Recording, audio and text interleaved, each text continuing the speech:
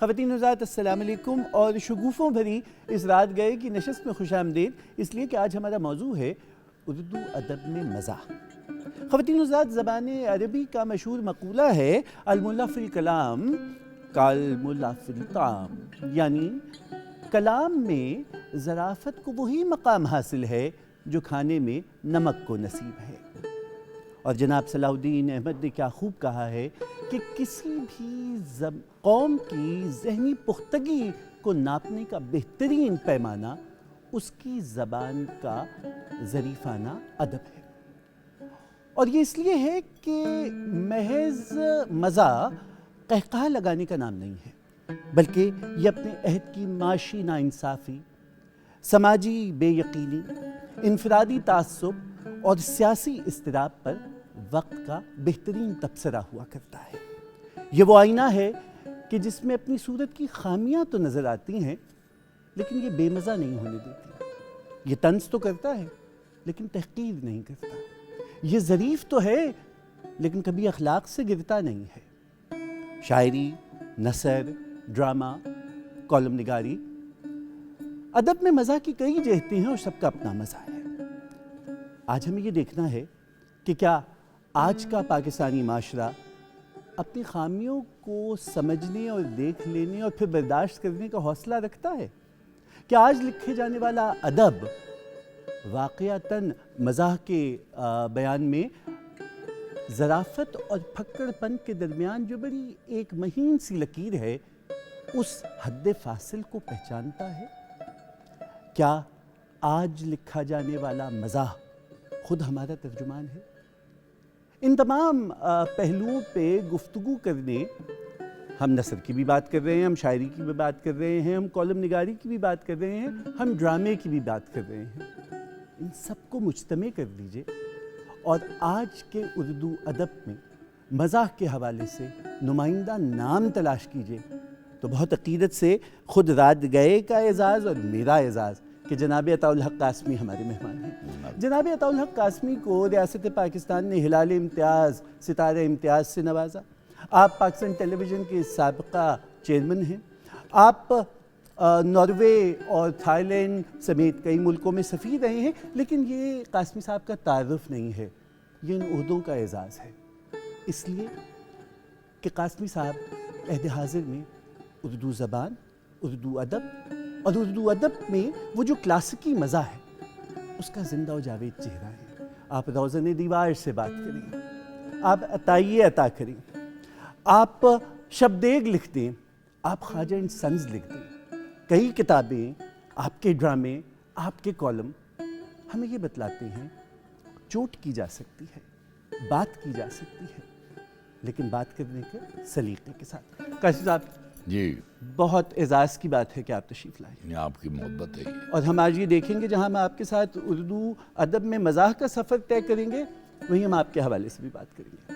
اور میرے لیے بہت مشکل مرحلہ اس لیے ہے کہ میرے سامنے صرف ایک استاد نہیں ہے، بلکہ شام 84 گھرانے کا وہ مائسٹرو ہے کہ جس نے 7 برس کی عمر میں میوزک کانفرنس جیت لی تھی، تو میں کس چڑیا کا نام ہوں۔ شفقت سلامت علی، ریاست پاکستان نے آپ کو صدارتی تمغہ حسن کارکردگی سے نوازا۔ ساری دنیا میں آپ جہاں کلاسیکل گائیکی، خیال کی گائیکی کا چہرہ ہیں، وہاں غزل بھی گاتے ہیں تو کمال کی گاتے ہیں۔ ہمارے مہمان رہ چکے ہیں رات گئے میں، اور آج کی نشست میں آپ پھر ہمارے مہمان ہیں اور بہت پیارے سے جھرمٹ میں گھرے ہوئے ہیں۔ خواتین حضرات، مزاح پہ گفتگو قاسمی صاحب کے ساتھ اور شفقت کی گائیکی کا رنگ، لیکن ایک وقفے کے بعد۔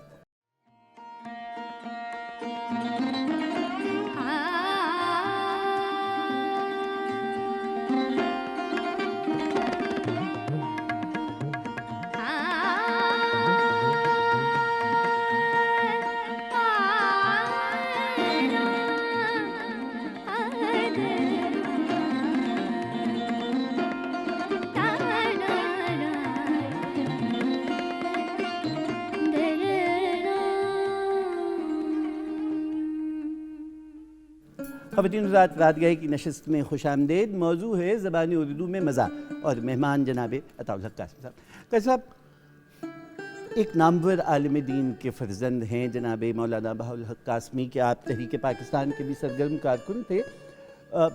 نہایت ادب کے ساتھ اور گستاخی نہ ہو تو کیا میں پوچھ پاؤں گا کہ آپ اور پھر آپ کے بھائی دونوں ضیاء الحق قاسمی صاحب دونوں مزاح میں اپنا منفرد مقام رکھتے ہیں. یہ زاہد خشک کے گھر شریر بچوں کی آمد تو نہیں تھی؟ پہلی بات یہ ہے کہ میرے والد ماجد جو ہیں وہ زاہد خشک نہیں تھے. وہ 15 روزہ ضیاء الاسلام نکالا کرتے تھے امرتسر سے. اچھا. اور اس میں فقاہی کالم وہ خود لکھتے تھے. جی ہاں. اور جہاں تک میرے لکھنے کا تعلق ہے انہوں نے کبھی مجھے شاباش نہیں دی. اچھا. کبھی نہیں کہا بھی بڑا اچھا لکھا تم نے. یہاں خاموش بالکل. لیکن جب میں 10-15 دن نہیں لکھتا تھا تو مجھے بلاتے تھے, یار وہ تمہاری آج کل خرافات نہیں چھپ رہی. اچھا. تو میں سمجھ جاتا تھا کہ یہ اپنا چاہتے ہیں کہ میں لکھتا رہوں. نمبر 1 بات. نمبر 2 بات, یہ صرف میرے ساتھ ہی نہیں ہے. ہمارا بہت بڑا افسانہ نگار, ناول نگار یونس جاوید, ان کے والد بھی تھے اور وہ تو انہوں نے زبردستی ان کو دینی مدرسے میں داخل کروایا. اچھا. اور انہوں نے قرآن حفظ کیا, تراویحیں بھی پڑھاتے رہے وہ. اور اسی طرح انتظار حسین, ان کے والد ماجد بھی مولانا تھے جی. اور محمد خالد اختر کے بھی. تو یہ ایک, بلکہ میں آپ کو ایک اور بات کہوں کہ آپ اگر جائیں نا ماضی میں جائیں تو ہمارے جو بڑے بڑے علماء ہیں وہ شاعر ہیں خود. جی بالکل بالکل. سب نے شاعری کی ہوئی ہے وہ, اور بڑی خوبصورت شاعری کی ہوئی ہے. ایک بہت صاحب اس سے ایک نقطہ یہ واضح ہوتا ہے کہ صاحبان علم اور علماء دین کے ہاں مزاح اور ظرافت کے یہ پہلو خود بتلاتا ہے کہ خود ہمارا مذہب مسکرانے سے کوئی ایسی پہلو تہی کرتا نہیں ہے, اور مسکرانا عین عبادت ہو سکتا ہے. بلکہ شمون میں آپ کو بتاؤں کہ ابا جی کے جب مہمان آتے تھے نا مولانا حضرات, جی, تو میں بھی بیٹھا ہوتا تھا تو میں فیل کرتا تھا کہ ان میں اس سے مزاح جو ہے وہ مجھ سے کہیں زیادہ ہے. آپس میں جب کرتے تھے نا وہ فل مزاح, آپس میں سنجیدہ گفتگو بھی ہوتی تھی اور طنزیہ اور مزاحیہ گفتگو بھی ہوتی تھی. تو یہ تو میرے خیال میں ایک عطیہ خداوندی ہے ماشاءاللہ جس کو عطا ہو جائے. قاسم صاحب, چونکہ بزرگوں کا ذکر آیا ہے تو چلیے ہم اساتذہ کی جانب چلتے ہیں. ہم دیکھتے ہیں کہ زبان اردو میں جو ابتدائی لہجے مزاح کے حوالے سے آ رہے ہیں وہ بھلے سودا کی ہجو ہو, نذیر اکبر آبادی ہوں, یا جعفر زیٹلی ہوں, یا پھر غالب کے خطوط ہوں, بہت ہی عمدہ انداز سے اگرچہ اردو زبان کی خود تاریخ بہت مختصر ہے دیگر زبانوں میں, لیکن مزاح کا معیار بہت بڑا ہے. جو خاص طور پہ میں آپ سے سوال کرنا چاہوں اور اگر ایک تقابلی جائزہ کریں, ہم یہ دیکھتے ہیں کہ جب وہ مزاح لکھا جا رہا ہے تو موضوعات کی وسعت ہے. مطلب کیا کیا مچی ہیں یارو برسات کی بہاریں, نذیر اکبر آبادی, یا سودا کے ہاں گھوڑے کی ہجو. ہمارے ہاں بتدریج یہ بجائے اس کے کہ موضوعات وسیع ہوتے, آج کیا آپ محسوس نہیں کرتے کہ گنے چنے موضوعات 4 مصروں میں یا میاں بیوی کا قصہ ہے یا معشوق کی بے اتنائی ہے؟ اگر تو آپ شاعری کی بات کرتے ہیں نا تو مزاحیہ شاعر, یعنی میں پیچھے نہیں جاتا, دلاور فگار تھے, سید ضمیر جعفری تھے, انور مسعود. یہ 3 بڑے مزاحیہ شاعر ہمارے یہاں ہوئے ہیں. اس کے علاوہ انعام الحق جاوید بھی ہیں, سرفراز شاہد بھی ہیں, اور بھی بہت سارے نام ہیں اس طرح کے. لیکن یہ جو میں نے 3 نام لیے ہیں یہ بڑے. اچھا, خود میں بھی کسی زمانے میں حجویات بہت کہا کرتا تھا. جب میں اورینٹل کالج میں پڑھتا تھا تو میں باہر آ کے برگد کے درخت کے نیچے بیٹھ جاتا تھا اور جو میرے سامنے سے گزرتا تھا میں اس کی حجو کہہ دیتا تھا. اچھا, مخصوص نہیں تھا کوئی استاد یا کوئی؟ نہ, بلکہ جب میں نے نوائے وقت جوائن کیا تو وہاں کوئی تنخواہ میں کوئی لیٹ لوٹ تاخیر وغیرہ, تو میں نے 5-6 شعر لکھ کے سارے سٹاف میں بانٹ دیے, اور اس کی ایک کاپی میں نے چیف ایڈیٹر کو بھی بھجوا دی. کل رات قرض خواہوں کو مشکل سے ٹال کر دفتر جو پہنچے سب نے دی تنخواہ کی خبر، تنخواہ لینے پہنچے تو بولا یہ کیشیئر فی الحال کتنے پیسوں میں ہو جائے گی گزر؟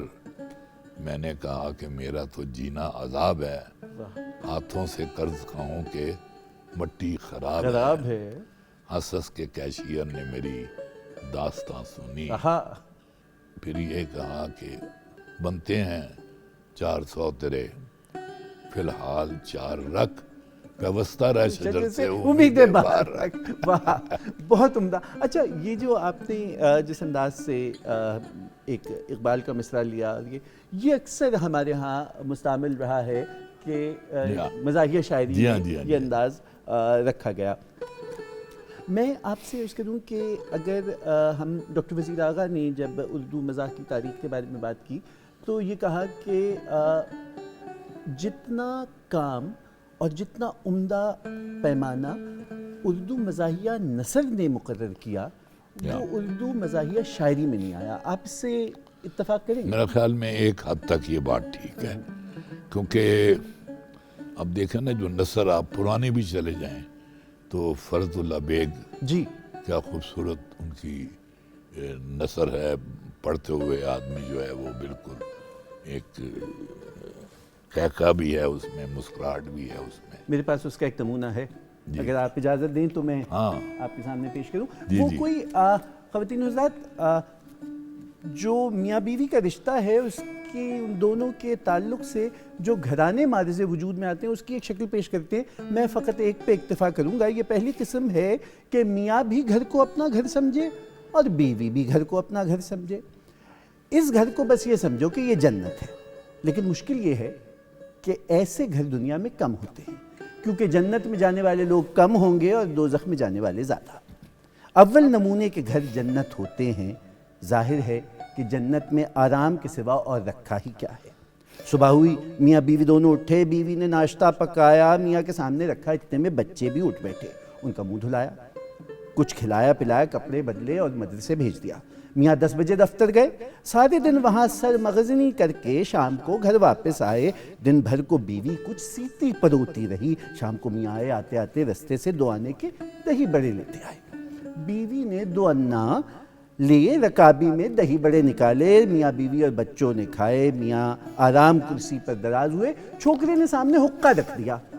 اب یہ حقہ پی رہے ہیں اور بیوی سے گفتگو کر رہے ہیں۔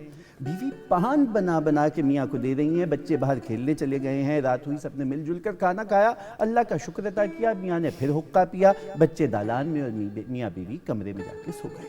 صبح ہوئی، سب اٹھے اور وہی پرانا چرخہ چلنے لگا۔ غرض یوں ہی ساری عمر تمام کر دی، آخر مر گئے۔ بچوں نے لے جا کے دفنا دیا، چلو بھائی چھٹی ہوئی۔ بھلا غور تو کیجئے، یہ بھی کوئی زندگی ہوئی؟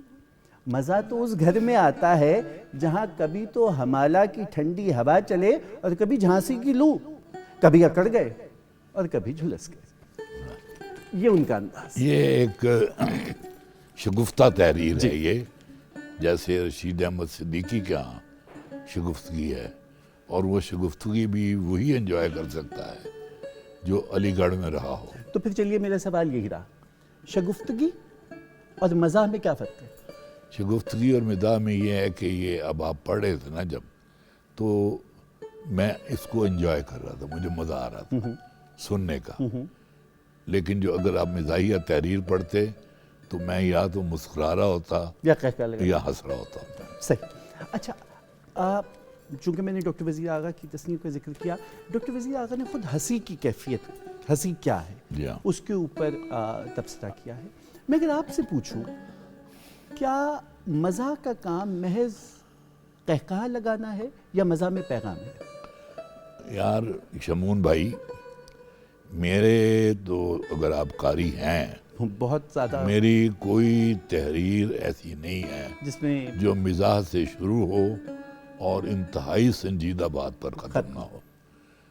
پروفیسر وارث میر نے ایک دفعہ میرے بارے میں لکھا کہ طولق قاسمی کو پڑھتے ہوئے ایسے لگتا ہے کہ جیسے ہم ایک نیم تاریک رستوں سے گزر رہے ہیں، جب آخر میں پہنچتے ہیں تو اچانک 1000 پاور کا بلب جل جاتا ہے، جس سے وہ راستے بھی روشن ہو جاتے ہیں واہ جن سے ہم گزر کے آئے تھے. واہ واہ.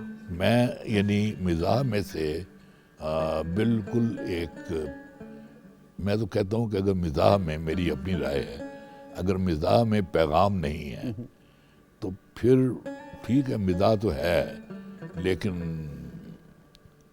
کم تر مزاح ہے. بہت عمدہ بات، بہت عمدہ بات، جی. کیونکہ یہ نقطہ واضح کرنا ہے جی ہاں. کہ مزاح نگاری میں پیغام ہے. اچھا، یہ دو موضوعات ہم دیکھ رہے ہیں آج کل بہت زیادہ وافر ہیں. جیسے میں نے پہلے آپ سے عرض کیا تھا کہ یا تو ہم اگر مزاح کریٹ کرنے لگیں تو لوگوں کا تقابلی جائزہ کر کے کوئی تحقیر کا پہلو نکالتے ہیں، رنگ جی. پہ، یہ کالی خاتون ہے، یہ گوری خاتون ہے، یہ موٹی خاتون ہے، اور وہ تو گالی گلوچ ہے میرے خیال میں. ہاں. یا پھر ہم بہت زیادہ سیاسی جو ہمارے ہاں صورتحال ہے، جی ہاں. یا یہ کیا ہمارے کرنٹ افیئرس چینلز کا نتیجہ ہے کہ ہم اتنے زیادہ سیاسی طنز لکھتے ہیں؟ شمعون بھائی، پہلے تو آپ یہ بتائیں کہ طنز لکھ کون رہا ہے آج کل؟ کوئی نام لے دے نا مجھے. میں خاموش رہوں گا، میں آپ سے سوال کروں گا کیونکہ مجھے میرے پروڈیوسر نے کہا ہے کہ مجھے غیر جانبدار رہنا. نہیں، بالکل ٹھیک ہے، غیر جانبدار. جی. میرا مطلب یہ ہے کہ ہمارے ہاں سیاسی تجزیہ نگار تو ہیں جی. لیکن کالم نگار جو ہے نا، دیکھیں کالم نگار 3 قسمیں ہوتی ہیں. ایک ہوتا ہے رپورٹر جو ایز اٹ از واقعہ بیان کر دیتا ہے جیسا کہ ہوا ہے. ایک ہوتا ہے اداریہ لکھنے والا، وہ اس کی اپنی رائے نہیں ہوتی، وہ ادارے کی رائے ہوتی ہے. ایک ہوتا ہے کالم نگار. کالم نگار کہتے ہیں یہ اس کی پرسنل چیز ہے. جی، جس سے ادارے کا متفق ہونا ضروری نہیں، کسی کا بھی نہیں. وہ جو جی چاہے وہ لکھ. جی. یہ اس کی پرسنل چیز ہے یہ ایک. وہ تو اس وقت پھر کالم کی شرطیں بڑی عجیب و غریب ہیں. اس کی سپیس بھی متعین ہے کہ زیادہ لمبا نہیں ہونا چاہیے. اس کی سپیس اتنی ہونی چاہیے. ورڈ کاؤنٹ ہے. ورڈ کاؤنٹ مثلا ہمارے ہاں انہوں نے کہا ہوا جی کہ 1000 لفظوں سے زیادہ کا نہ ہو. ہاں.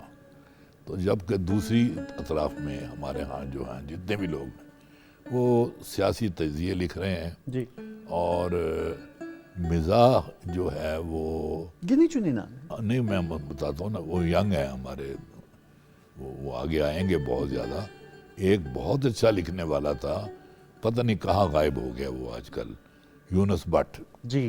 پتہ نہیں کہاں کیا ہوا اس کو، کہاں چلا گیا وہ. نئے لکھنے والوں میں نوخیز اختر، بولے نوخیز اختر ہے. ایک ہمارے محسن مگیانہ صاحب، پولیس دوست ہیں ہمارے، ایک ناصر ملک. جی. وہ ہیں. ایک کراچی میں بندہ ہے سید عارف مصطفیٰ، لیکن اس بیچارے کو کوئی سیریس نہیں لیتا کیونکہ وہ عام زندگی میں اس کو سیریس لینا بڑا مشکل کام ہے. اچھا، بات آئی گئی ہے قاسم صاحب، اور ہم بجائے اس کے کہ ہم الگ الگ جہتوں پہ بات کر رہے ہوتے، کالم نگاری کی بات پہلے آ گئی، تو اسی سے شروع کرتے ہیں.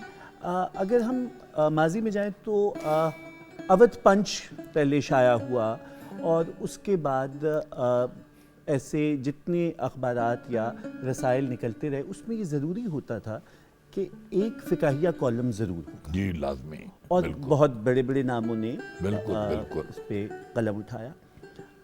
یہ کیا جو صنف تھی آپ کے خیال میں، اس کا آپ اگر کہیں کہ اس کا کوئی کلائمیکس ہے تو آپ کس کو قرار دیں گے؟ اس صنف کا کلائمیکس کس زمانے میں؟ کسی بھی زمانے میں، زبان اردو میں جتنا فقاہیہ کالم نگاری ہوئی ہے اس میں آپ کے خیال میں اگر میں آپ سے چراغ حسن حسرت تھے. جی. ٹھیک ہے نا جی. جی. احمد ندیم قاسمی تھے. اچھا، قاسمی صاحب نے فقاہی کالم بھی لکھے؟ جی بالکل. یہ امروز میں لکھتے تھے، اور چراغ حسن حسرت پتہ نہیں کس میں، مجھے یاد نہیں رہا، اس میں لکھتے تھے. اور بس یہ 2-3 تھے، لیکن تھے بڑے اعلیٰ درجے کے کالم نگار. اور اگر آج کی بات کریں تو آپ نے نام لیے بھی اتنے سارے نام. لے لو میرا نام. جی، آپ کا نام تو اچھا.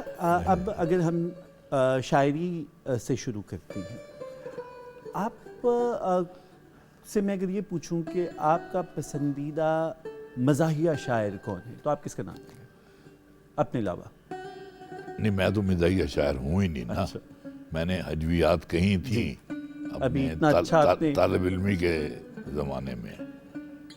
مثلا اس میں ایک تھی, وہ ہمارے ایک دوست تھے, وہ ان کی شادی ہو گئی اور مجھے کہنے لگے سیرا لکھو. اچھا میں نے پھر وہ سے کچھ تم نے بھی سنا ہے یہ کیا ماجرا ہوا, یوسف ہمارا, اس کا نام یوسف ہمارا ہاتھ زلیخا کے بک گیا, ساری نصیحتیں گئیں اپنی حرام میں, لونڈا غریب آ گیا بڑھیا کے دام پہ. تو اس طرح کی میں نے یہ سیرا تھا. اس طرح کی شکر کیجئے کہ دولہا نے سیرا اتار نہیں پھینکا. اب ہم اگر آپ کی اجازت ہو تو میں شفقت کی جانب کی جانب چلتے ہیں, شفقت کی جانب, اور شفقت سے پوچھتے ہیں کہ کیسے مزاج ہیں آپ کے؟ بالکل ٹھیک. میں سب سے خوشی کی بات ہے کہ اتنی اچھی گفتگو سن رہا ہوں, سیکھنے کو کچھ مل رہا ہے. میری بڑی ہستیاں بیٹھی ہیں, یہ زیادہ خوشی اس بات کی ہو رہی ہے. لیکن یہ کمال کا گلوکار ہے, کمال. میں بہت مداح ہوں اس کا. بہت شکریہ, میں بھی ان کا بہت بڑا مداح ہوں. یہ ہمارے سارا گھرانہ ایسا, سارا گھرانہ ہی ماشاءاللہ ایک سے ایک نامور ستارہ ہے. اور ہم نے پچھلے دنوں شفقت کے بھتیجے کو سنا اور ہمیں بڑی خوشی ہوئی کہ چچا نے صحیح ہاتھ رکھا. ماشاءاللہ ہماری نسل میں سب بچے, ماشاءاللہ. اب میرے بیٹے فیضان علی خان, نادر علی خان, ماشاءاللہ ماشاءاللہ, ابھی انگلینڈ سے ٹور کر بہت اچھا گا رہے ہیں. ایک بچے صفت علی خان ہیں, وہ بھی چھوٹے ہیں. تو یہ ٹریننگ سب کو دی جا رہی ہے, اس کی چھٹی نہیں مل سکتی کسی کو. لیکن شرط ہے کہ اگر ہمیں یہ لگے کہ یہ جسٹس کر پائے گا, ورنہ کوئی نوکری کرے جا کے, کچھ اور کام کرے. موسیقی از ناٹ اے جوک. جیسے میں آپ کی گفتگو سن رہا ہوں, یہ اس کی بڑی ضرورت ہے. اتنی بڑی ہستیاں ہمارے درمیان, میں بہت سیکھ رہا ہوں آپ کی اور ان کی گفتگو سے. یہ ہمارا حصہ بھی ہے. گانے بجانے والے لوگوں کو کے لیے بڑا ضروری ہے یہ الفاظ کو سننا اور تلفظ کو. یہ ایسے سب لوگ جدا ہو گئے تبھی تو مسئلے خراب ہو گئے. پہلے جڑے ہوئے تھے, آواز, سر, لفظ, لے. تو میں اتنا, میرے پر اثر ہو رہا تھا قاسمی صاحب کی گفتگو کا آپ کا, کہ میں اس سحر میں, اب ہم چاہتے ہیں کہ ہم آپ کے سحر میں آئیں. جی میرا تو سحر کوئی نہیں, بس آپ کی دعاؤں سے ہے. میں آغاز کس سے کر رہے ہیں؟ میں راگ ایمن سے ماشاءاللہ قاسمی صاحب کو نظر کر رہا ہوں, اور آپ کو بھی. اور مولا علی کی شان میں ایک بندش ہے گھرانوں کی, وہ پیش کروں گا. میں نے ان کو استاد بڑے غلام علی خان صاحب سے سنا. ماشاءاللہ, وہ بہت بڑی ہستی تھے, بہت بڑے گائک. غالباً میں اس بات کو رسوخ کے ساتھ نہیں کہہ سکتا کہ کن کی یہ بندش, مجھے لگتا انہیں کی ہے. میں پیش کرتا ہوں.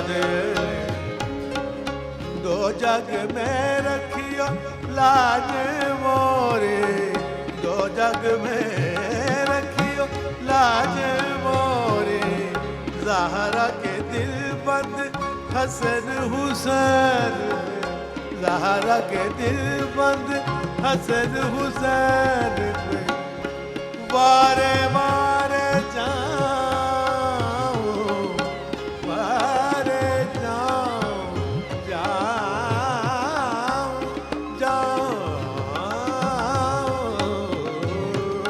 आले नबेयो, आले नबेयो, आले नबेयो, आले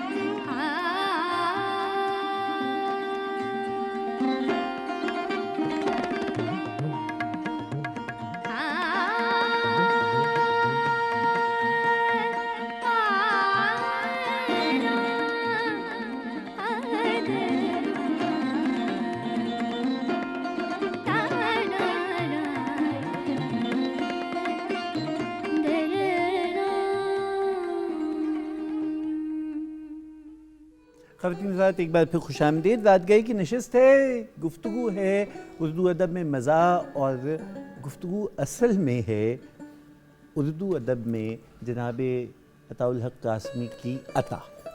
अब रिदम और अब वो शायरी पे अगर गुफ्तगू हो जाए तो बहर जितनी रिदम के साथ होगी शायरी उतनी दलफरेब होगी और गायकी में वो लुत्फ झलकेगा। शायरी अपने तौर पर भी अलग चीज़ है और ये गायकी जो है दोनों में शायरी है। बिल्कुल। कासिम साहब, अभी आपने बड़ी उम्दा बात शगुफ्तगी और मज़ाह के हवाले से की थी। हम ये देखते हैं कि जो असातिज़ा हैं उनका कलाम अगर देखें तो गज़ल बज़ाहिर एक बड़ा संजीदा मामला है, लेकिन मैंने अच्छा हुआ बुरा ना हुआ गालिब की गज़ल, उसके अंदर शेर मौजूद है कि कितने शीरीं है तेरे होंठ के रकीब, गालियाँ खा के बेमज़ा ना हुआ। अब ये कैफियत अस खुद ऐसी है कि आप उसको ला देंगे। ज़फ़र इक़बाल का एक शेर सुने जी। इश्क झूठा है लोग सच्चे हैं, वाह। एक बीवी है चार बच्चे हैं। वाह। जैसे मैं आपसे अर्ज़ कर रहा था कि हम ये देखते हैं कि बड़ी खूबसूरत अंदाज से गज़ल के पैराए में मज़ाक का इस्तेमाल हुआ है, बज़ाहिर संजीदा बहुत उम्दा। ख़ास तौर पे ये चीज़ आपको जी गालिब के यहाँ बहुत ज़्यादा नज़र आएगी। वो जो अपना ज़ौक़ का शेर है जिसका मिसरा है कि तुझको पराई क्या पड़ी अपनी नबेड़ तू, वो भी इसी अंदाज में। अच्छा, अब अगर ये वो तंज़ है वो जी। लेकिन मिजाज जो है ना वो आपको गालिब के यहाँ नज़र आता है। अब तंज़ी को ले लीजिए। गधा समझ के वो चुप था मेरी जो शामत आई, उठा और उठ के कदम मैंने पासबां के लिए। जी। और गालिब की यही शगुफ्तगी और यही मज़ा उनके खुतूत में भी झलकता है बहुत ज़्यादा, और बहुत ही दिलचस्प है। क्या बात है जी, गालिब का जवाब नहीं। बल्कि मैं आपकी थोड़ी सी कदर कलामी करूँ कि एक तो ये हो गया ना लिखा हुआ मिजाज, एक जब यार दोस्त बेतकल्लुफ इकट्ठे बैठते हैं ना, वहाँ जो मिजाज होता है, जुगतें होती हैं, अगर वो कोई लिखने वाला हो ना वो भी आला अदब है बात। अच्छा, गालिब के बाब में तो लिखी भी गई वो जुगतें ही कह लें। मसलन वो देखा गया मिर्जा गधे भी आम नहीं खाते। हाँ जी हाँ, तो बेशक गधे आम नहीं खाते। अब यकीन करें कि मेरी तो चूँकि बेतहाशा दोस्तियाँ रही हैं تمام سینئرز کے ساتھ. جی. تو اس لیے میں تو کبھی سوچتا ہوں میں کہ کبھی میں وہ لکھ دوں ساری باتیں جو ہے نا, کیونکہ وہ ایک علیحدہ مزاح کی کتاب بنے گی. وہ خاص طور پہ منیر نیازی ایک تو بندہ خوبصورت, جی. ایک شاعر خوبصورت, اوپر سے جگت خوبصورت. اچھا. ایسی جگت جناب کہ میں آپ سے کیا عرض کروں جی میں. اور پھر لوگ بھی, فیصل آباد میں مشاعرہ تھا تو ریاض مجید بھی تھا وہاں, میں بھی تھا, منیر صاحب بھی تھے. منیر صاحب کہنے لگے کہ میں اور سغرا ان کی پہلی بیگم سین میں بیٹھے ہوئے تھے, ہوا چل رہی تھی, اچانک ایک کالا سانپ پنیر وہ نکل آیا اور ایسے ہوا میں وہ پنیر, اب اس کو رومانٹیسائز کر رہے ہیں. اچھا. اتنا خوبصورت لگ رہا تھا. اچھا. لیکن بیویاں بڑی ظالم ہوتی ہیں. میری بیوی نے ڈنڈا اٹھایا اور اسے مار دیا. ریاض مجید پاس بیٹھا تھا, اس نے کہا جناب اس نے سوچا ایک گھر میں ایک ہی ہونا چاہیے. اس طرح کی بڑی ہوتی ہیں. اچھا, آپ تو اس دور میں آ گئے, میں آپ سے خاص طور پہ اکبر الہآبادی کا ذکر قدر کلامی میں کروں. میں جب یہاں چیئرمین تھا نا جی تو ایک دن میں باہر سے آیا دوسرے ملک سے, تو نیا سوٹ ایک لے کے آیا وہاں سے میں. اچھا سوٹ تھا. اب ایک دوست نے کہا یار اس کا رنگ بہت اچھا ہے کاظمی صاحب, ایک نے کہا کہ اس کی کٹنگ بہت اچھی ہے. ایک نے دیکھا کہ میں پیچھے رہ گیا ہوں, وہ کہتا ہے جی قاسمی صاحب سچی گل ہے جی کہ تینوں آیا پورا جی کہ لنڈے کا. اچھا قاسم صاحب, اب چونکہ قصے آپ کے ہیں تو اسی روش میں بہتے ہیں اور وہی مزے کی بات ہے.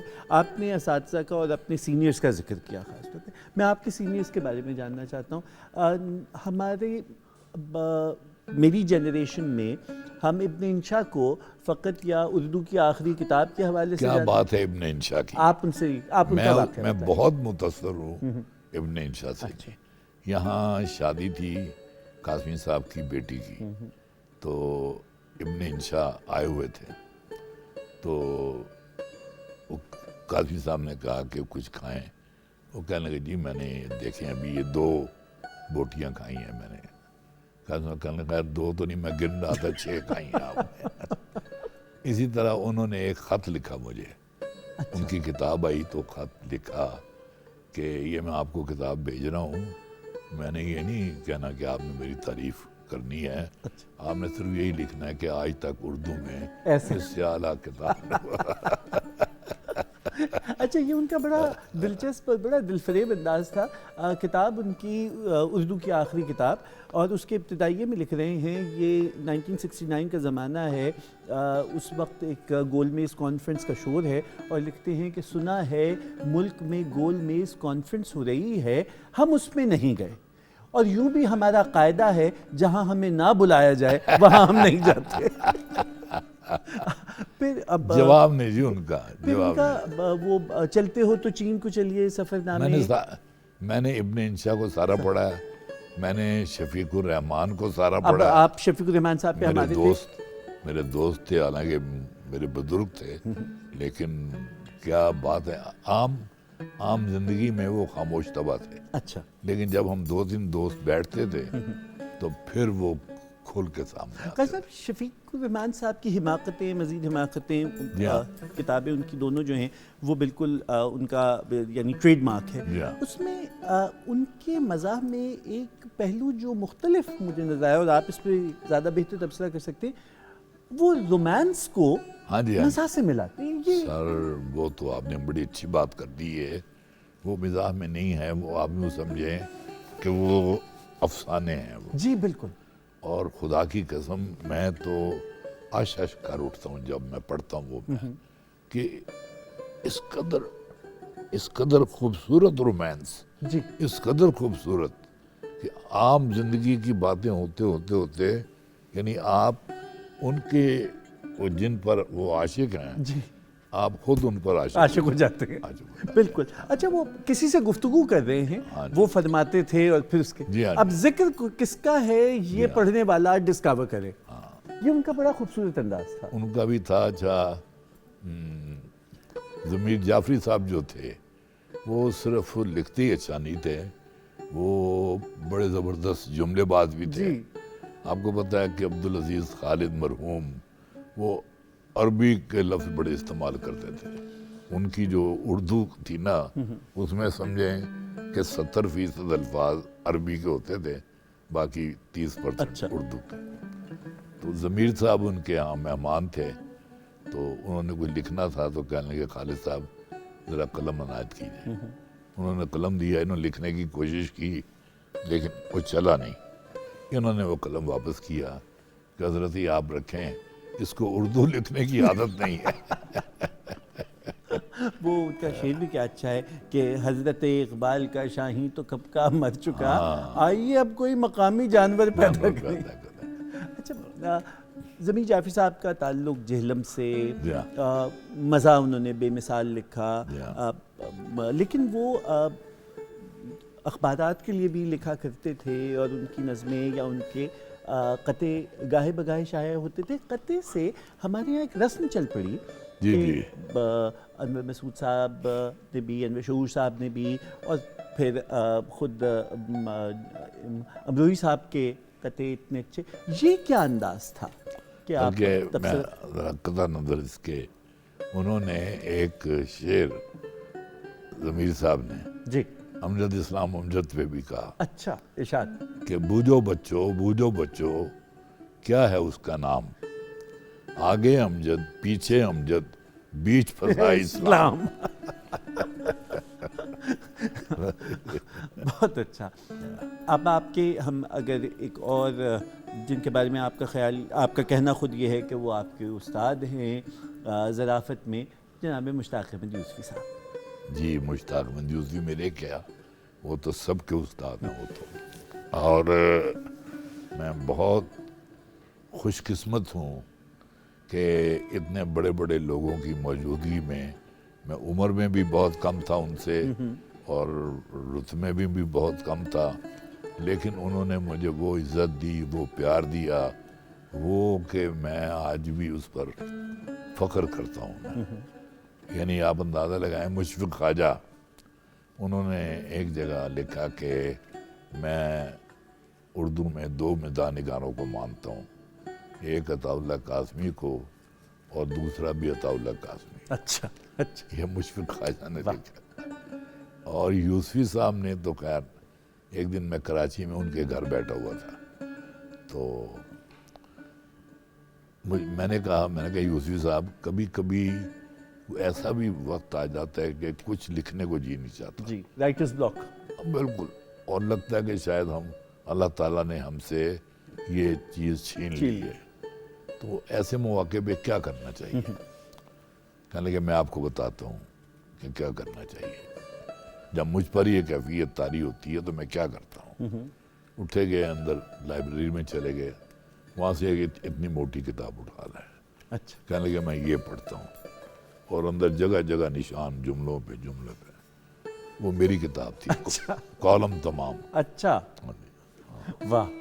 یہ بڑا ظرف شاہی ہے کسی اتنے بڑے رائٹر کا یہ کہنا, اس کے لیے بہت بڑا ظرف. جی بالکل. اور بلکہ یہ کہا جانا کہ اردو مزاح عہد یوسفی میں زندہ ہے. یہ تو ہے جی, اس میں کوئی کلام ہی نہیں ہے. اور یوسفی صاحب جو تھے وہ گفتگو میں بھی بڑے اچھے. میں تو ان سے لندن میں بھی ملا ہوں, ان کے فلیٹ پہ انہوں نے دعوت کی تھی جب میں گیا وہاں. کراچی میں بھی جب جاتے تھے وہ دعوت کرتے تھے, پھر دوستوں کو بھی بلاتے تھے.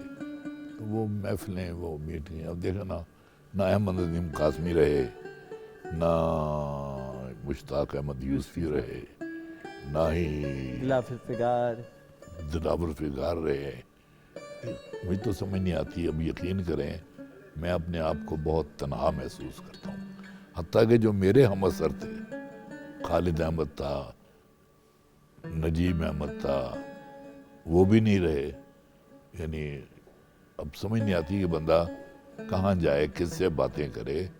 نہ سینئر رہے نہ جونیئر رہے سارے.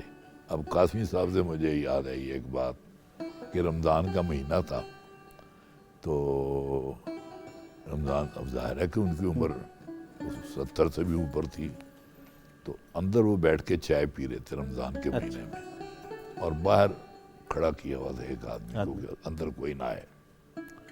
تھوڑی دیر بعد لگا جیسے کسی نے پاؤں سے نہ ٹھڈا مار کے دروازہ کھولا ہے اور اندر ایک صاحب آئے, اتنی بڑی داڑھی ہوئی تھی, دستار باندھی ہوئی, ہاتھ میں چھڑی, اور انہوں نے چڑھائی کر دی قاسمی صاحب پہ.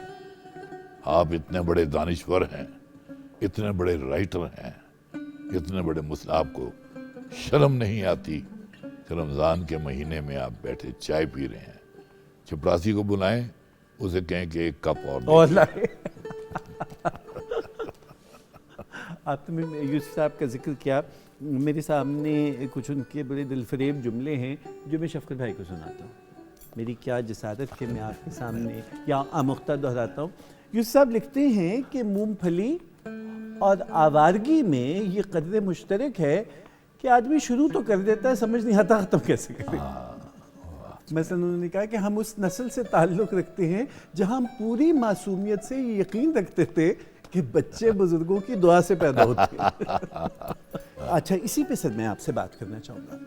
یوسفی صاحب جیسے نامور اور احساس شخصیت نے اس موضوع پہ قلم اٹھایا, لیکن قلم گستاخ نہیں ہوا. نہیں, آج کوئی بھی شخص جب اس کے اوپر بات نہ بھی ہو اور اس بات کو لے آئے تو وہ ایک ایسا ہو جاتا ہے کہ آپ محفل میں وہ جملہ کہہ نہیں سکتے. بالکل ٹھیک بات ہے. تو یہ ہمارے ہاں جو نیا لکھنے والا ہے, کیا اس کی کوئی تربیت نہیں ہے, یا اس نے یہ ادب پڑھا نہیں, یا پھر یہ ایک نیا ادب تخلیق ہو رہا ہے جو بے ادبی سے مزین ہے؟ اس نے سب سے پہلی بات یہ ہے کہ وہ ان لوگوں کی صحبت میں نہیں رہا, نہ ان کی صحبت میں رہا ہے, نہ ان کی کتابوں کی صحبت میں رہا ہے, اور نہ آج کی کوئی کتاب ایسی آئی ہے کہ جس کے سحر میں وہ گم ہو جائے. اس کی تو بدقسمتی یہ ہے نا. اب بھی جو کچھ لوگ ہیں جو بہت, جن کو کہنا چاہیے کہ جو بھی نئی کتاب آتی ہے وہ پڑھتے ہیں, اور اگرچہ میرا اور ان کا ذوق بڑا مختلف ہے. میں تو کتاب وہی پڑھتا ہوں ہلکی پھلکی لائٹ, یعنی لائٹ ہیومر ہو جس میں نا, جو بہت سنجیدہ ہو کتاب, تو میں پھر اس کو پوری سنجیدگی سے اٹھا کر پڑھ دیتا ہوں. میر نے کہا تھا کہ پیدا کہاں ہے ایسے پراگندہ تباہ لوگ, افسوس تم کو میر سے صحبت نہیں رہی. ہم شفقت آپ کی جانب آ رہے ہیں اور بڑی جسے کہتے ہیں زیر و بم کی گفتگو ہے, کبھی بہت شگفتہ ہو جاتی ہے اور کبھی پھر یہ افسوس سا ہوتا ہے کہ ایسے لوگ کہاں گئے. لیکن آپ کی موجودگی جو ہے وہ اب محفل کو بھرے گی ایک نئے رنگ سے. یہی میں سوچ رہا تھا. بالکل, ہم دونوں کی رائے مشترک ہے. شکریہ. میں پیش کرتا ہوں کچھ.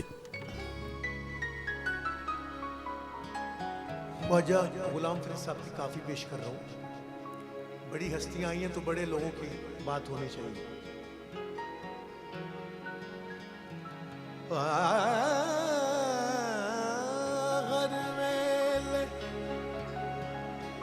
تانگا یار دیاں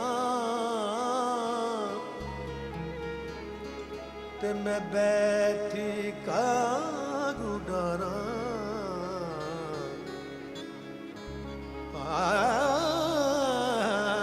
فالاں پاواں تے قاصد بھیجاں تے میں تھی گئی حال بیماراں. سونے یار باجوں ہن جیون کوڑے تے میرے اندر درد ہزاراں.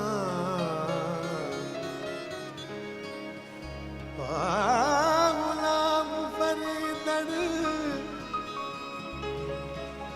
ہن میں ایویں رواں جویں بچھڑی کونج کتاراں. इश्क अनोखड़ी पीड़े सह सूद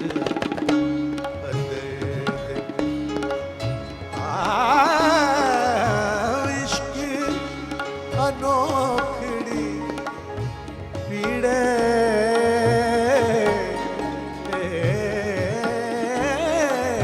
इश्क अनोखड़ी पीड़े सह सूद अंदर दे आए सूद अंदर दे मेरे नैन वहाँ मम मेरे नैन वहाँ मम ओ नीरे अलड़े जख्म जिगर दे इश्क अनो बिरहू बखेड़ा सख्त गमेड़ा खेश कबीला लाइम जेड़ा ओ मैं कुमारन मां प्यो वीरे मारन मां प्यो वीरे दुश्मन लोग शहर दे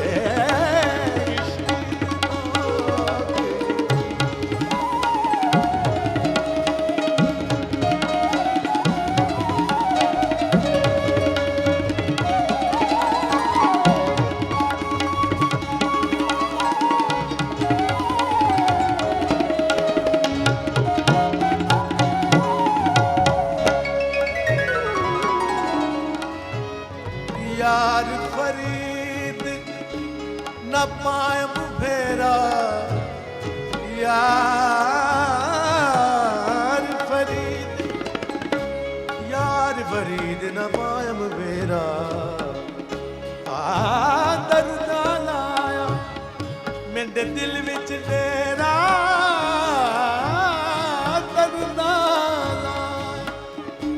दर्द लाया मेरे दिल विच तेरा सड़ गऊं शीश शरीरे ने दाग कबर दे इश्क अनोखड़ी पीड़े सह सूल अंदर दे अंदर दे अंदर दे मेरे नैन वहाँ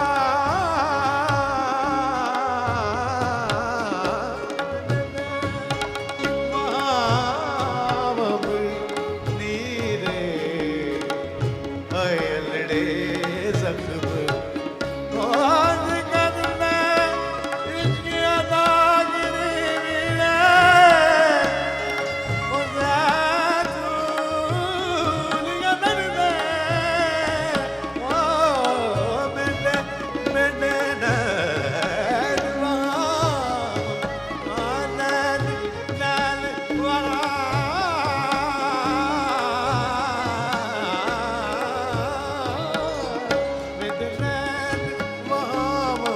मिले अलड़े जख्म जिगर दे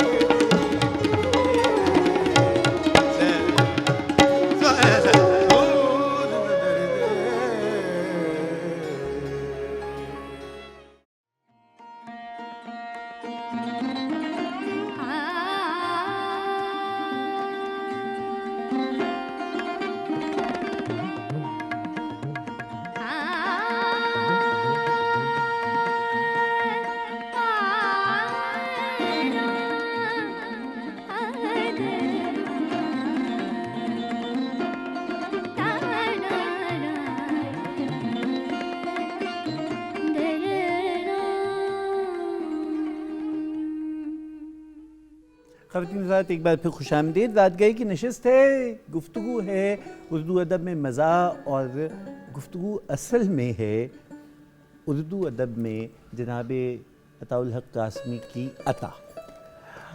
قاسم صاحب, آپ کی ایک اور جہت پہ آتے ہیں. آپ نے بہت عمدہ سفر نامے لکھے. اچھا, یہ سچویشنل کامیڈی کی ایک نئی طرح ہے. میں اگر آپ سے کہوں, اور آپ کا ایک وہ بڑا دلچسپ عنوان ہی اس کا بڑا دلچسپ ہے کہ ایک غیر ملکی سیاح کا سفر نامہ لاہور, اگر میں آپ سے کہوں کہ مجھے اس کا کوئی ٹکڑا عطا ہو. ہاں, وہ میں نے یہ سوچا کہ اگر کوئی غیر ملکی پاکستان آئے جی, اور وہ وہاں جا کر سفر نامہ لکھے, وہ کیا لکھے گا. اچھا, مثلاً ایک اس میں ایک پیرا ہے کہ وہ کہتا ہے کہ میں ایک محفل میں بیٹھا تھا تو ایک بڑی خوبصورت لڑکی کو میں نے دیکھا, تو میرے ساتھ جو بندہ بیٹھا تھا کہتا ہے یہ میری کزن ہے. اس کے ساتھ بیٹھے ہوئے ایک بندے نے اس کی بات سن لی, اس نے مجھے مخاطب کیا اور کہا یہ پچھلے سال میری کزن تھی. یا وہ یہ ہے کہتا ہے جی کہ اپنا شادی بیاہ کے موقع پر دلہا کی جوتیاں جوتی چرا لی جاتی ہے, اور پھر وہ پیسے مانگ کے تو پھر وہ جوتی واپس کی جاتی ہے. تو مجھے پتہ چلا کہ یہ رسم شادی بیاہ کے علاوہ ہر جمعے کو مسجدوں کے باہر بھی ادا کی جاتی ہے. وہ رسم سالیاں ادا کرتی ہیں, یہ رسم سالے ادا کرتے ہیں. اور بھی اس میں بڑے کہ میں بازار حسن گیا تو وہاں میں نے دیکھا کہ ایک بہت حسین خاتون ڈانس کر رہی تھی, بہت اچھا. تو میں نے بعد میں سے کہا, میں نے کہا دیکھو تم اتنی خوبصورت بھی ہو, ڈانسر بھی ہو بڑی اچھی, تو تم فلموں میں کام کیوں نہیں کرتی. وہ کہتی ہے جب اللہ یہیں عزت کی روٹی دے رہا ہے تو پھر مجھے وہاں کام کرنے کی کیا ضرورت ہے. میں یہ عرض کروں کہ آپ کا جو انداز ہے اس میں کہانی کا عنصر ہوتا ہے. جی بالکل ہے. اگر بلکہ مجھے ممتاز مفتی نے ایک دفعہ کہا کہ تم افسانے کیوں نہیں لکھتے. یہی بات میں پوچھنا چاہ رہا تھا. اچھا, میں نے انہیں کہا مفتی صاحب میں آپ کو شکل سے بیوقوف لگتا ہوں, لیکن میں اتنا بیوقوف ہوں نہیں کہ میں افسانہ لکھ کے سعادت حسن منٹو کے مقابلے میں آ جاؤں, بیدی کے مقابلے میں آ جاؤں, اور ظاہر حسین کے مقابلے میں آ جاؤں, اور میرا نمبر کہیں 576واں نمبر ہو میرا کہیں افسانہ نگاری میں. تو میں یہاں پہلے نمبر پر ہوں کالم نگاری میں, جی, تو میں پہلا نمبر چھوڑ کے 570 پہ 570 پہ کیوں جاؤں. اچھا, صرف یہی وجہ تھی, ہارٹ ٹو ہارٹ ہو رہی ہے. ہاں جی, اور ہم کسی کو بتائیں گے بھی نہیں. جی جی, کہ کیا صرف یہی وجہ ہے قاسم صاحب کہ آپ نے افسانہ نہیں لکھا یا کوئی اور؟ بڑا اچھا سوال کیا آپ نے. اصل میں میرے اندر ایک واقعی افسانہ نگار چھپا ہوا ہے. جب آپ کو ہفتے میں 5 کالم تخلیقی نوعیت کے ملتے ہیں, یعنی جو انٹ شنٹ چیزیں جاتی ہیں تخلیقی نوعیت کے لکھنے پڑیں, اور مہینے کے وہ 20, تو پھر وہ میں کیا کرتا ہوں اپنا افسانہ نگاری کا جو شوق ہے وہ یہاں وہ پھر میں اسی میں پورا کر دیتا ہوں. واہ, بہت اچھا.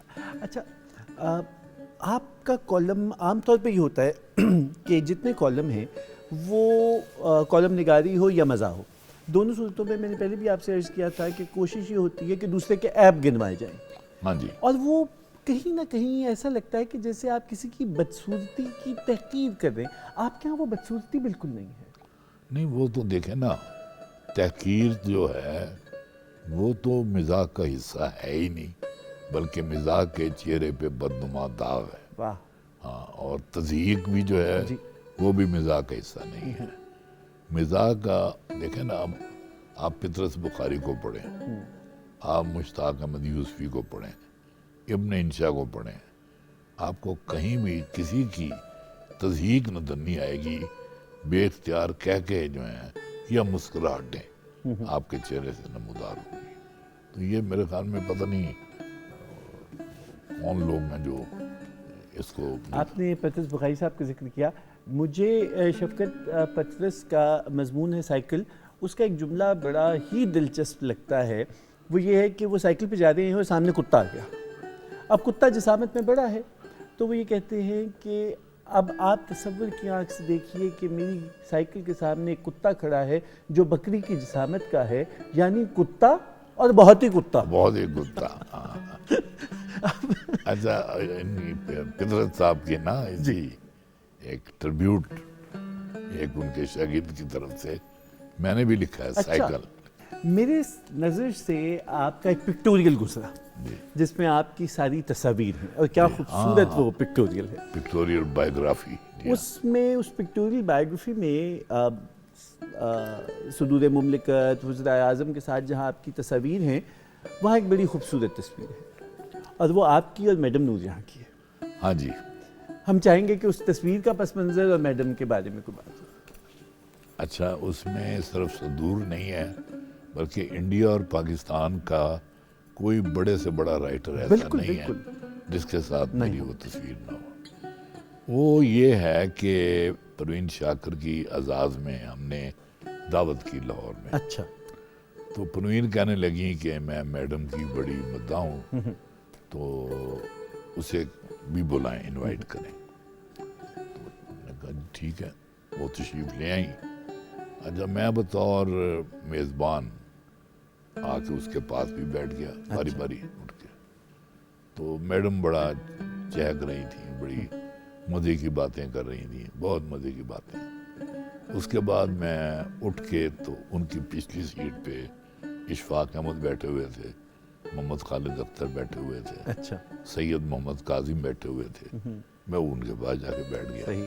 اس نے گردن موڑ کے تو باتیں کرنی شروع کر دی. اچھا. میڈم نے. اچھا.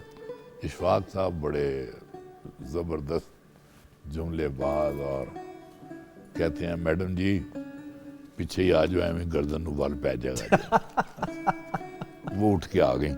بعد میں پھر جب یہ تقریب ختم ہوئی ہے تو ہم انہیں چھوڑنے جا رہے تھے تو مجھے کہتی ہیں کہ میں نے نوٹ کیا کہ آپ نے کھانا کھایا نہیں صحیح طریقے سے، وہ میزبانی آپ زیادہ کرتے رہے، آپ میرے ساتھ چلیں.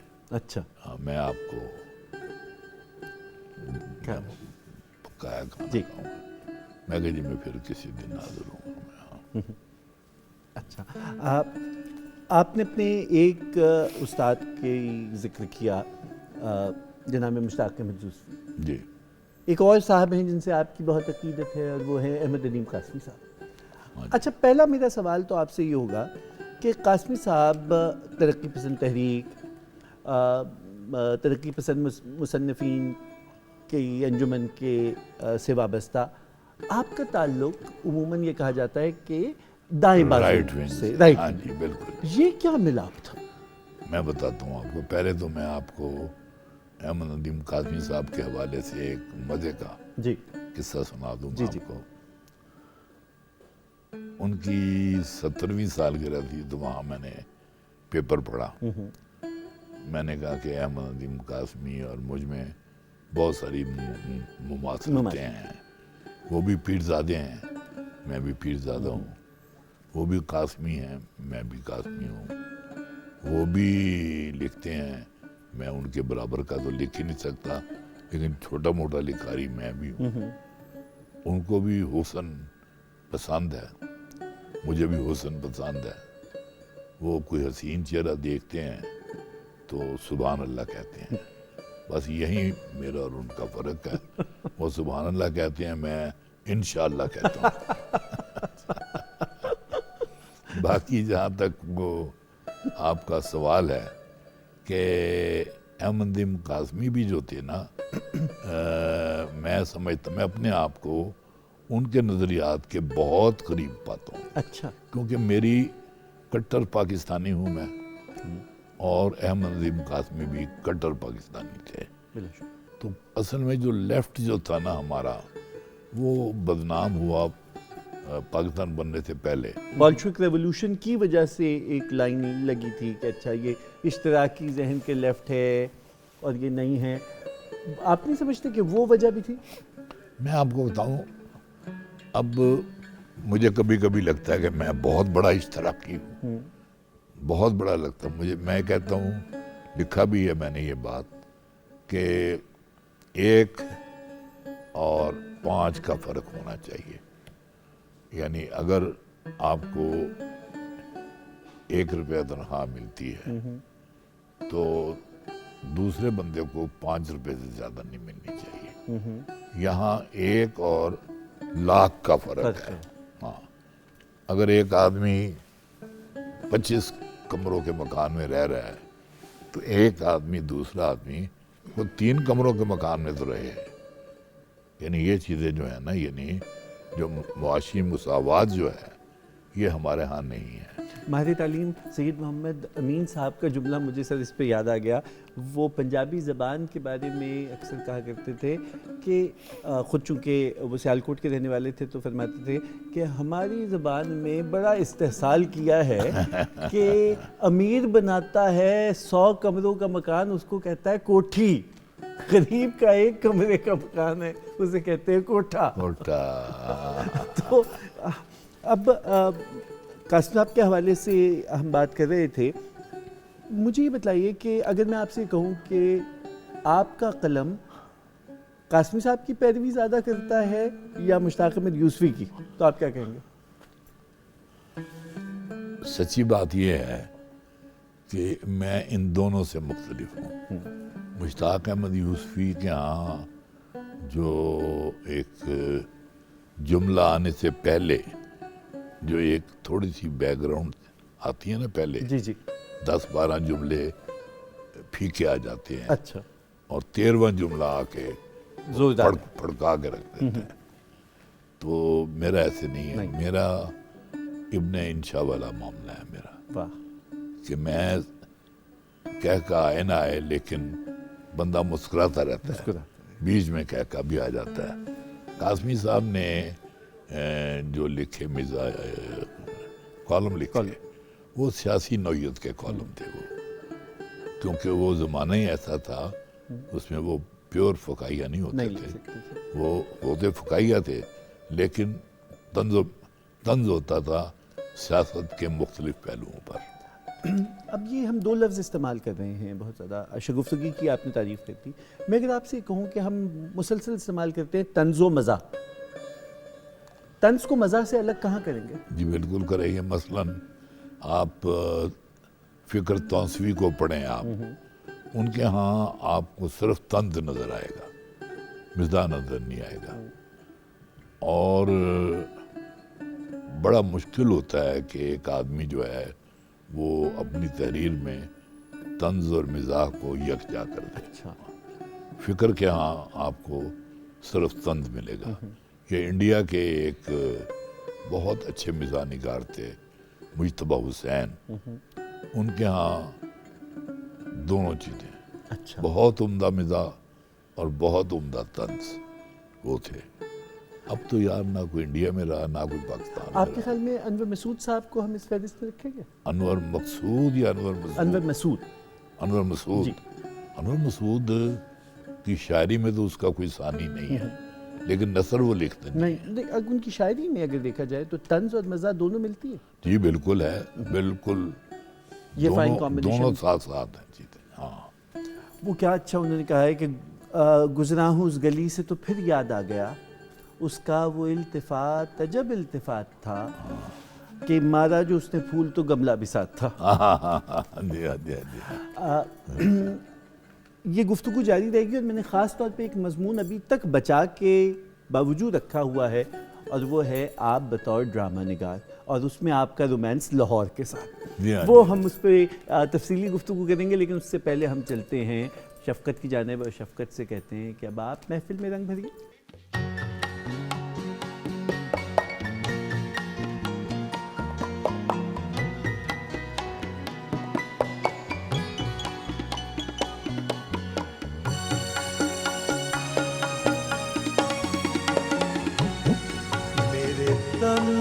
بدن میں کس نے، میرے تن بدن میں کس نے ہے یہ ये आग सी लगाई, वहाँ बन संवर के निकले, वहाँ बन संवर के निकले, यहाँ जान पे बनाई, मेरे तन बदन में किसने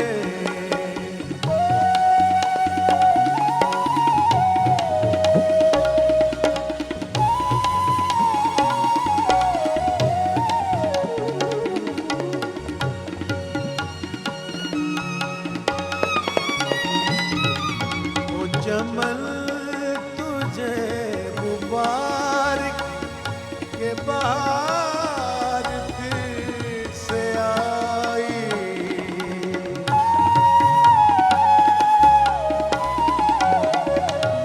ओ चमन तुझे मुबारक के बाहर फिर से आई, मेरा जल नशे पर है दुहाई, है दुहाई, मेरे तन बदन में किसने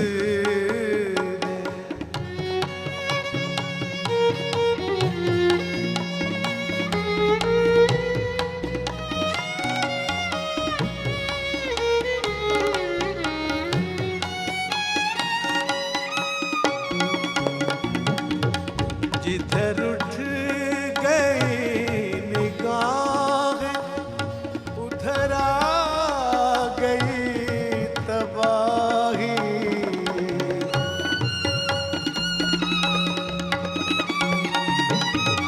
जिधर उठ गई निगाह उधर आ गई तबाही, जहाँ झुक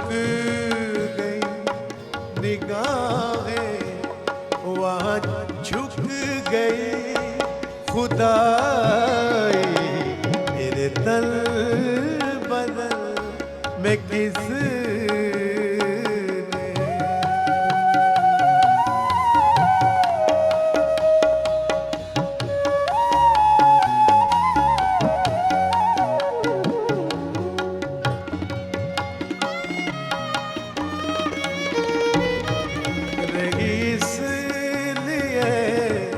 अधूरी मेरी दुख भरी कहानी,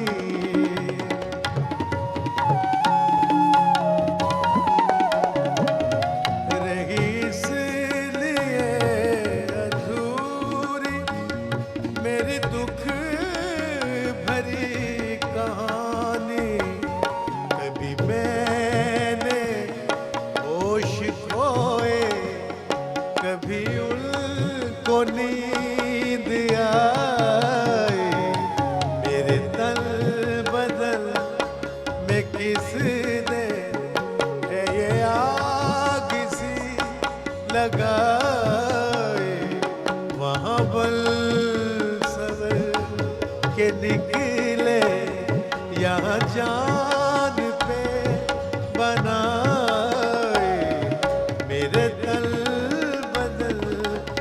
किस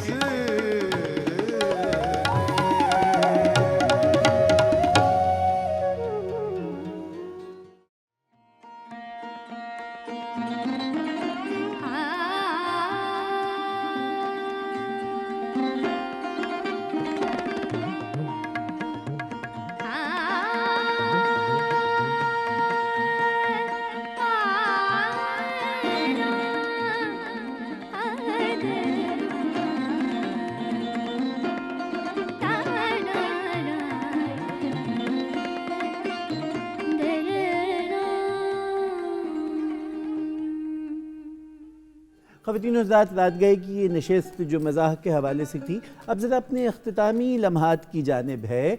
और हमने एक पहलू बावजूद बचा के रखा है कासमी साहब का, मज़ाह का एक और चेहरा है कासमी साहब, और वो है जहाँ आप किरदारों के ज़रिए मज़ाह और आपके ड्रामे پاکستان ٹیلی ویژن سے خواجہ اینڈ سنس کی بات کریں یا شبدیگ، جو وہ کیریکٹرائزیشن، اور ایسا لگتا ہے کہ جو آپ کا رومانس ہے لاہور کے ساتھ وہ کہیں نہ کہیں بالکل پلٹ کے آتا ہے.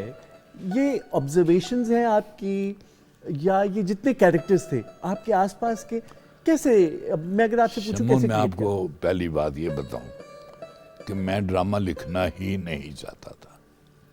تو آغا ناصر جب مجھے ملتے جی کہتے ہیں بھائی تمہارے جو کالم ہیں ان میں ایک ڈرامہ بھی ہوتا ہے پورا، اچھا افسانہ ہوتا ہے ڈرامہ، تو تم کیوں نہیں لکھتے؟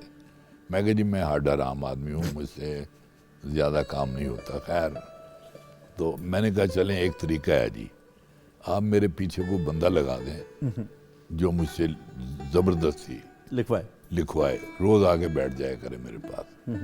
آج انہوں نے ایسے کیا. سب سے پہلے میں نے ایک ڈرامہ لکھا بچوں کا. اچھا ہاں جی، مجھے نام یاد نہیں ہے، اس میں عاصم تھے اس میں. پھر میں نے ایک لکھا ڈرامہ، اس کا یہ ہوا دوسرے ڈرامے کا کہ وہ تھے ہمارے جلندری تھے جی وہ آئے، انہوں نے کہا جی کہ اس میں جو ایک کردار ہے وہ تھا دکھایا ہوا ہے، اچھا تو یہ نہیں ہونا چاہیے، یہ ختم کریں اسے. انہوں نے جو 6 قسطیں پہلے ریکارڈ تھی ساری کانٹ چانٹ کر کے ادھر ادھر کر دی. انہی دنوں میں انور مقصود کا ڈرامہ آنگن ٹیڑھا چل رہا تھا. جی پھر زیاد جلندری مرحوم وہاں گئے، اس میں ایک زنخہ دکھایا ہوا تھا. انہوں نے کہا جی یہ کاٹیں اس کو. اچھا. انہوں نے کہا جی اب تم اتنی کر چکے ہیں، سلیم اس کے ناصر بعد نے ہم بہت اس اچھا کو- رول کیا تھا. ہاں اس کے بعد ہم آہستہ آہستہ وہ سارا اسی طرح چلا. اچھا تو میرے ڈرامے کی جڑ ماری گئی. اچھا. بہرحال پھر میں نے لکھا خواجہ انسان، اور اس میں صرف میرا ہی کمال نہیں تھا بلکہ جو اس کا پروڈیوسر تھا میرا بڑا عزیز دوست ایوب خاور صاحب، ایوب خاور، اور شاعر بھی بہت اچھا، اس نے بھی بڑی محنت کی. اور یہ جو آپ نے کریکٹرز والی بات کی ہے نا، یہ میں اب اگر آپ کے اوپر کوئی لکھنا چاہوں نا، اتنی ملاقات میں ہی میں آپ مجھے کے معلوم ہے. بارے میں بہت کچھ لکھ سکتا ہوں. جی. کیونکہ یہ میری دلچسپی ہے نفسیات میں Observation. جی آبزرویشن. میں حالانکہ اندرون شہر کبھی نہیں رہا، اچھا لیکن 2 4 6 دفعہ گزرا ہوں، اندرون شہر میرے اندر آ گیا ہے. واہ. چنانچہ آپ نے دیکھے اس میں جو کریکٹر ہیں اندرون جی. شہر کے، وہ مجھے لوگ پوچھتے ہیں کہ یار تم کب رہتے رہو یہاں؟ میں نے کہا میں زندگی بھر کبھی نہیں رہا. یہ آبزرویشن ہے میری، اور الحمدللہ اس میں میں کامیاب ہوا. اور بڑی کمال کی آبزرویشن تھی وہ رے کو رے بولنا. ہاں جی ہاں. ایسا اور وہ اس میں میری اپنی کہانی بھی تھی موجود. اچھا وہ جو تھے نا اپنا علی اعجاز، جی علی اعجاز، جی. وہ میرے ابا جی تھے. اچھا کہ ان میں بھی بڑی اسی طرح کی، صرف داڑھی نہیں اس کی رکھائی تھی، لیکن باقی ان کے ساری عادتیں اسی طرح کی تھیں. تو وہ جو ایک اس میں خاتون ٹیوشن لینے آتی ہیں جواہر جی سے، جواہر جی، جی ہاں جی ہاں جی ہاں، وہ جواہر جی کا کیریکٹر آپ کا تھا. وہ میں خود ہوں. اچھا. بالکل جی. اب ہم آپ سے پوچھیں کہ وہ خاتون کون تھی؟ خاتون جی میری نہیں تھی. اچھا ٹھیک ہے. وہ پتہ نہیں کتنی تھی. صحیح صحیح. بہت عمدہ اداکارہ تھی وہ. اگلا میرا جب ڈرامہ آیا تو وہ آئے کہ جی آپ نے اگلے ڈرامے میں بھی ان کو ہیروئن لینا ہے.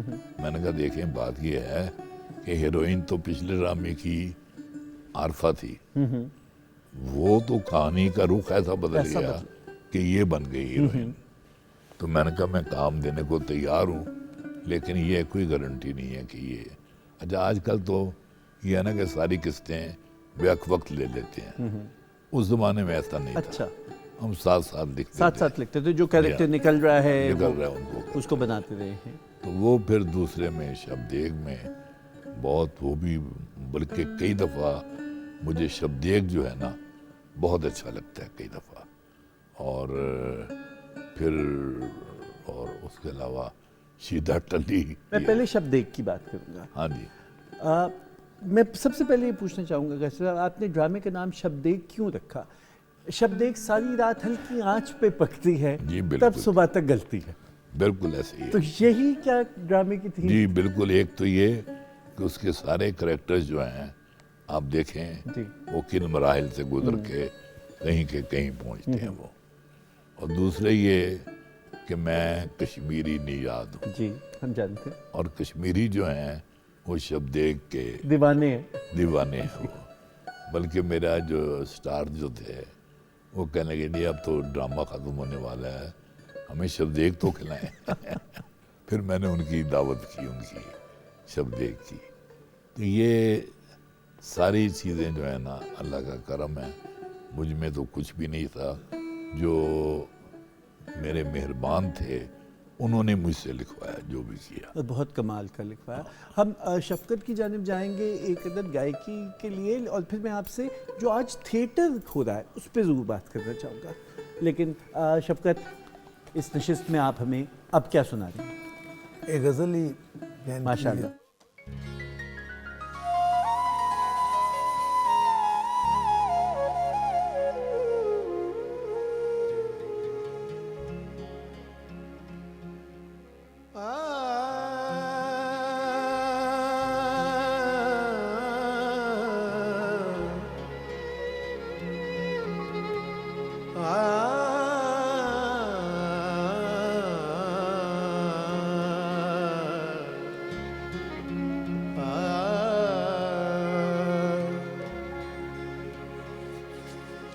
دیواروں سے باتیں کرنا اچھا لگتا ہے، دیواروں سے باتیں کرنا اچھا لگتا ہے. ہم بھی پاگل ہو جائیں ایسا لگتا ہے، دیواروں سے باتیں کرنا اچھا لگتا ہے.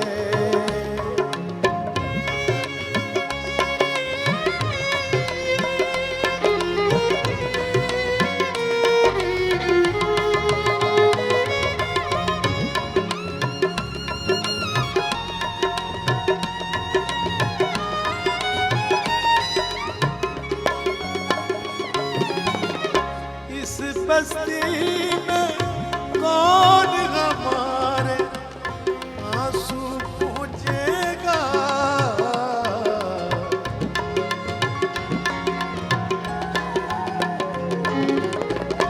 اس بستی میں کون ہمارے آنسو پہنچے گا. جس کو دیکھو اس کا دامن بھیگا لگتا ہے، جس کو دیکھو اس کا دامن بھیگا لگتا ہے.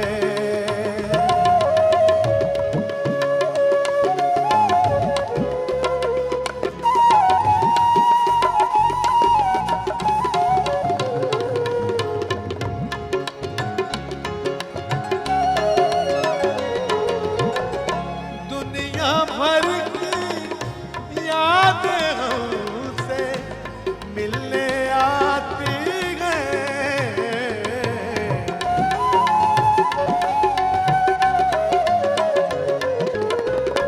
دنیا بھر کی یادیں ہم سے ملنے آتی ہیں. شام ڈھلے اس سونے گھر میں میلہ لگتا ہے،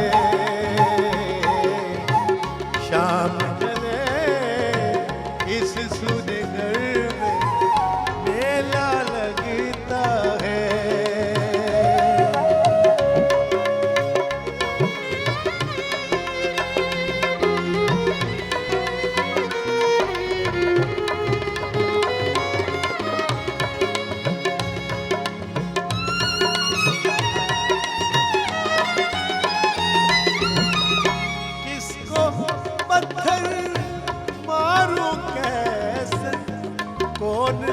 पराया है।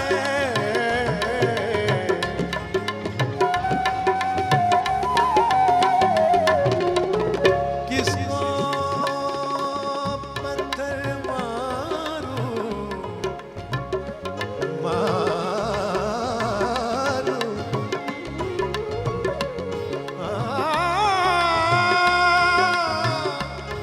किसको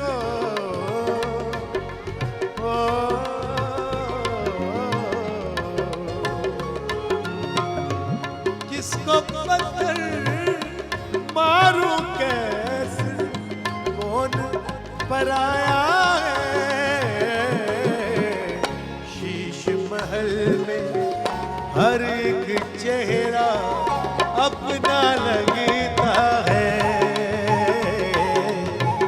शीश महल में हर एक चेहरा अपना लगता है।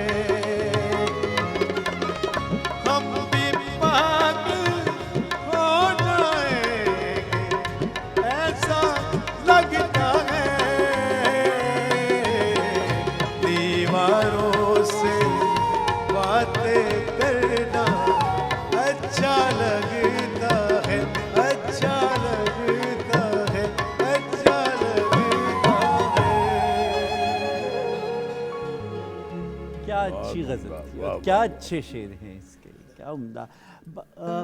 कैचब, अगर मैं यहीं से ये कह दूं कि जो उर्दू गज़ल ने पिछले 350 साल का सफ़र किया है, अब क्या आप समझते हैं कि आज उस मयार, उस मज़मून, उस ख़याल की गज़ल लिखी जा रही है, उसकी जगह बाकी है?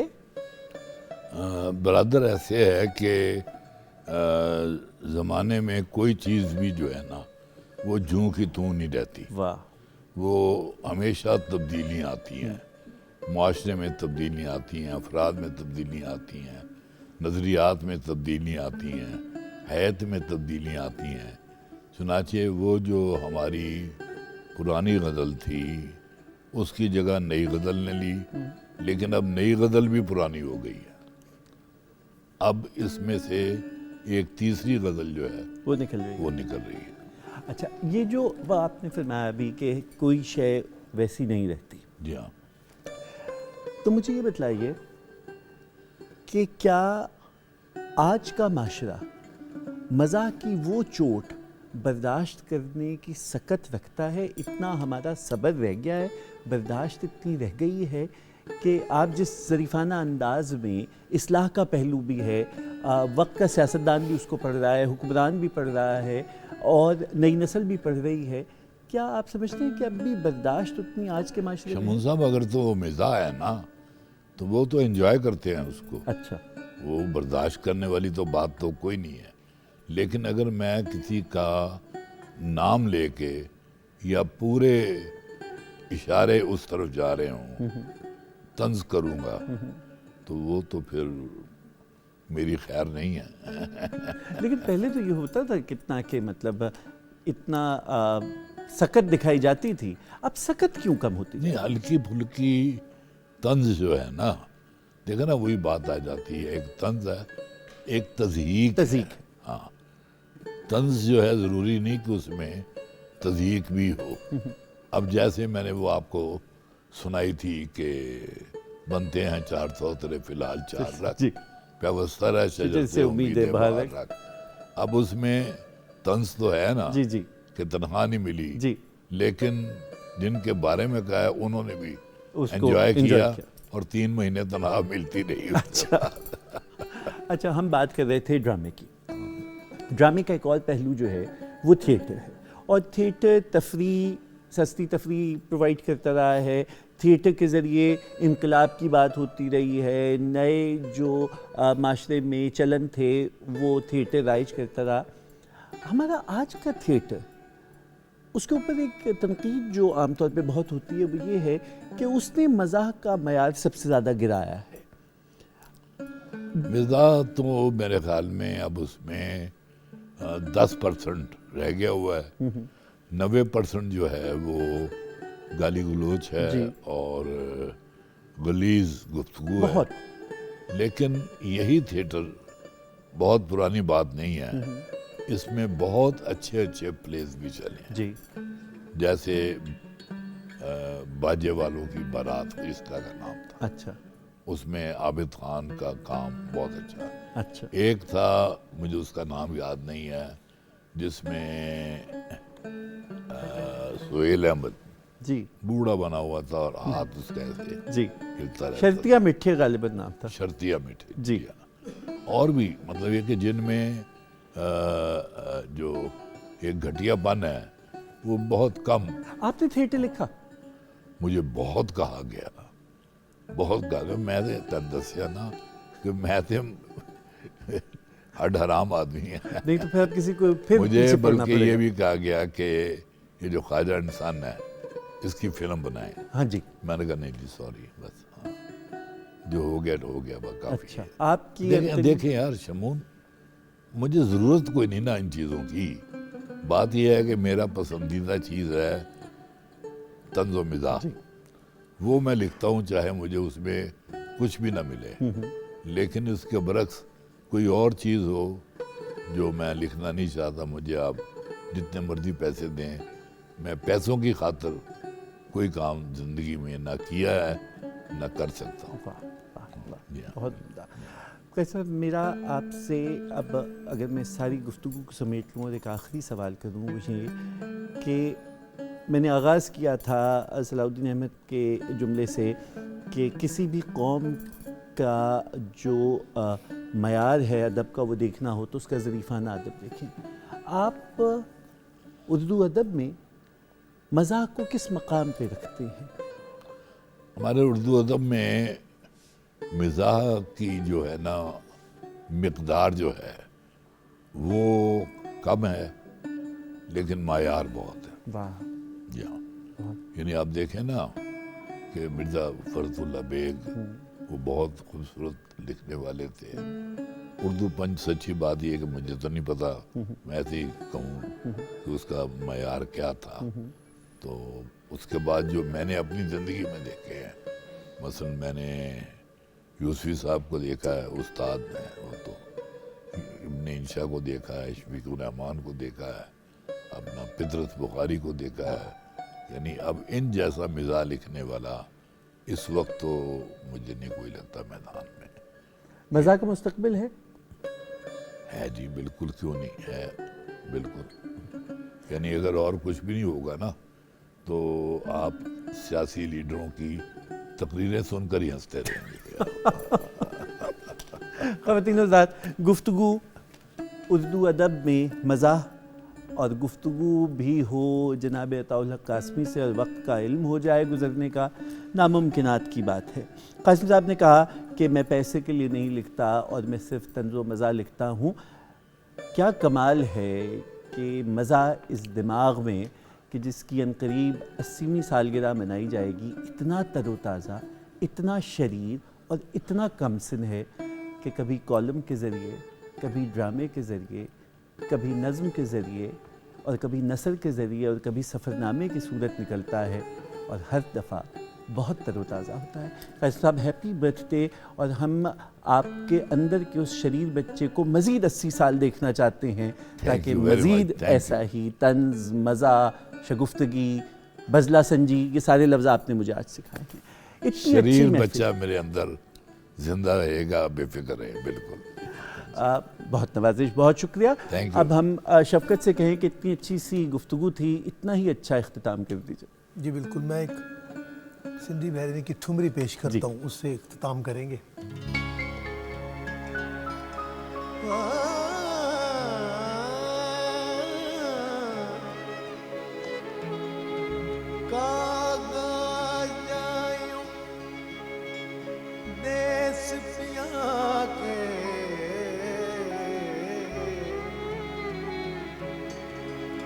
اور ہمراہ کہیو سلام,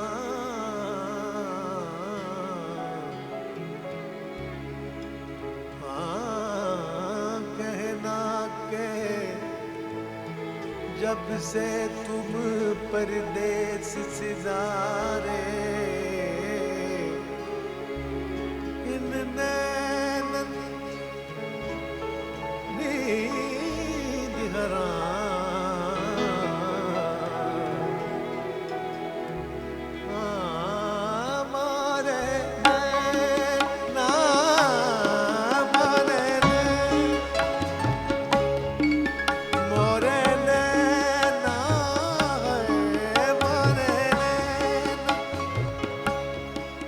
मोरे नैना नैना लगेगी बरसात बरसात मोरे नैना है मोरे नैना लगेगी बरसात मोरे नैना लगेगी बरसात सजन मोहे छोड़ न जाना मारे नैना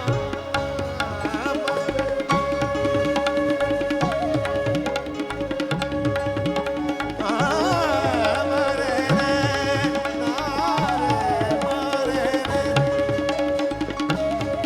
मोरे नैना लगेगी बरसात मोरे नैना लगेगी बरसात सजन मोगे छोड़ न जाना मोरे नैना तुमरे कारण सब जग छोड़ा तुमरे कारण तुमरे कारण